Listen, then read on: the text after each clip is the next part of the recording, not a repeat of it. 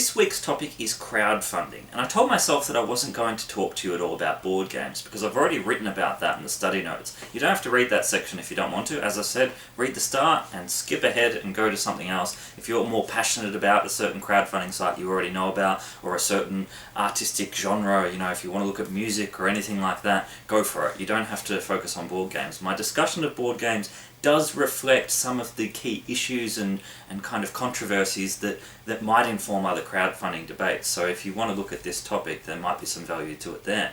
I told myself I wasn't going to talk about board games in this video. I am going to for about 1 minute because it's actually of real relevance to you.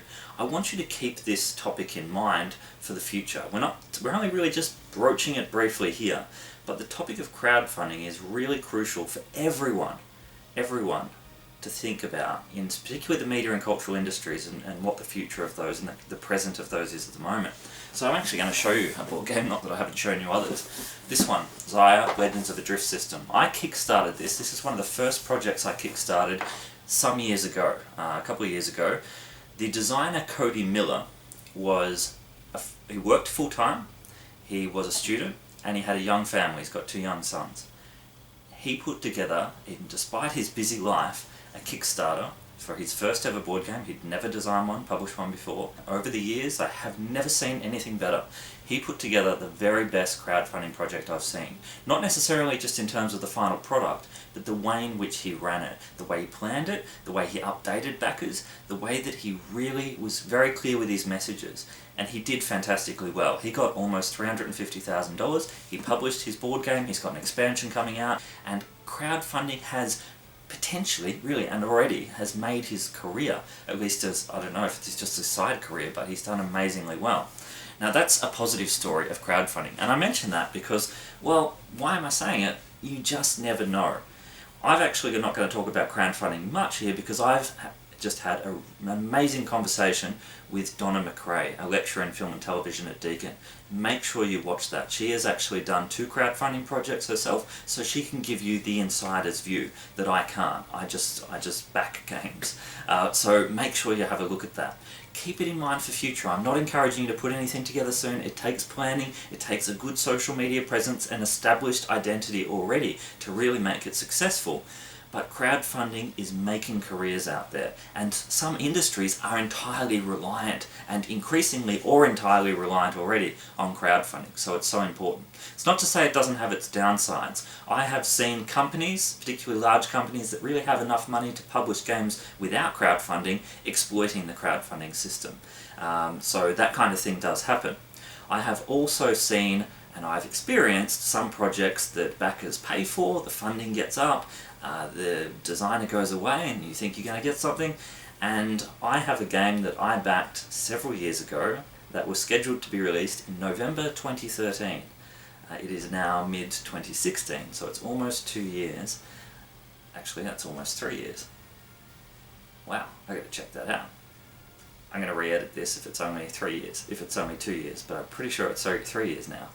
I have a game that is supposed to be out years ago, and it's still coming, if it ever comes. I'm not going to mention the game's name. Well, it was Sojourner Tales. Well, I won't mention the key designer, it's Tracy Hickman. I might mention that name once or twice in this video. But nonetheless, most of this video is focused on other things, and I actually want to talk broadly about the issue of crowdsourcing too, and show you a bit of what I've even done in this unit, probably without people even being aware of it.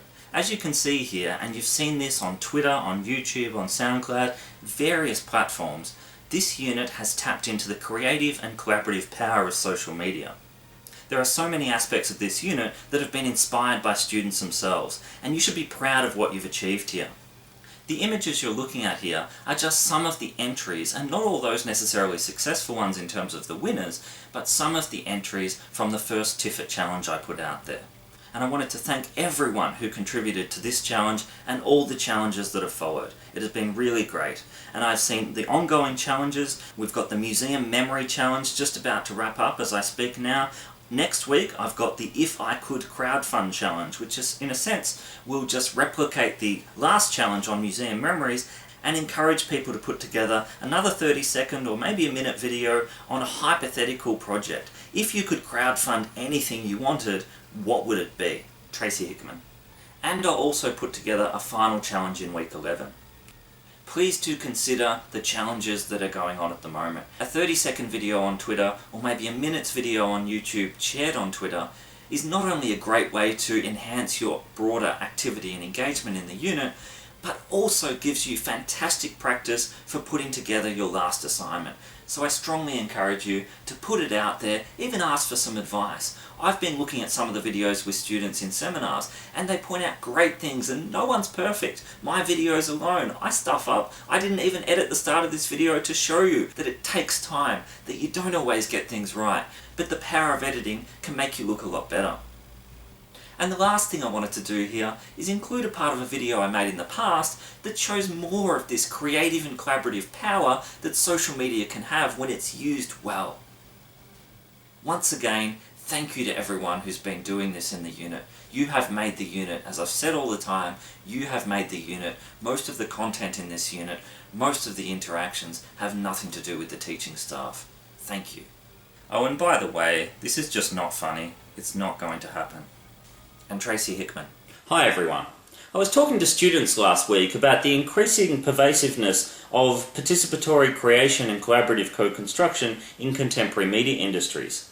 A prime example of this is Kickstarter, which is just one of many crowdfunding sites that enable various kinds of media producers to engage with their prospective audiences or customers, which might better be labelled what we've been calling prosumers. Given that pledging to help secure funding for a project on Kickstarter frequently involves various degrees of influence on or input into how the final product takes shape. Crowdfunding is arguably revolutionising certain industries. And to take the example with which I'm most familiar here, there are currently 200 board, card and miniature game projects that are currently seeking funding as I speak. And there have been over 4,500 tabletop game projects over the last few years in total, the vast majority of them of which have been successfully funded. By the way, it's not quite as engaging when I'm reading off notes, is it? And if I was to put a laptop to the right of the camera there, and it became quite clear that I was reading off the screen after a little while, that would be pretty ordinary too. The same goes for when you're reading off the screen when getting filmed by a webcam. So, keep that in mind for your assessment coming up. You should aim to plan, script, and if you're going to perform, also rehearse in order to engage your viewers as much as possible. And if you make a mistake, you can always edit it out if you screw up, if you stuff up, if you mess up. But getting back to the importance of creative collaboration. As an experiment, and I'd never done this kind of thing before, so I had no idea how it would turn out, I showed students a movie trailer template in iMovie for iPad, and asked for some brainstorming of ideas that would inform the process of making a short mock trailer on surveillance. Here's what we came up with.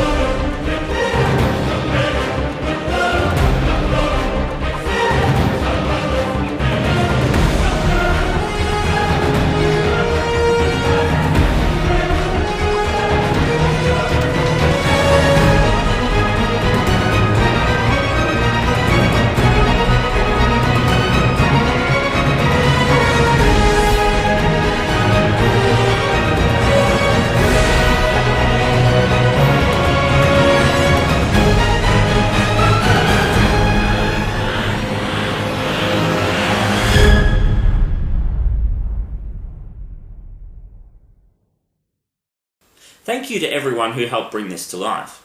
The process of collating and reviewing students' ideas, shooting the footage, which I did when arriving on campus or walking to or from seminars, then editing it together into a complete 1-minute movie and uploading it onto my laptop to include in this me lecture, would likely have taken me over an hour of work, which given the length of the trailer and the overall length of this me lecture, was really as long as I'd hoped to spend on such a small film. Of course, if I'd taken on board all of the ideas that students came up with, the making of this trailer would have involved filming and/or interviewing a range of people at a clothing store, a swimming pool, an airport, and a police station, as well as strapping a camera onto Tiffany and breaking into a security office to steal the CCTV footage. There are two very important points to take from this.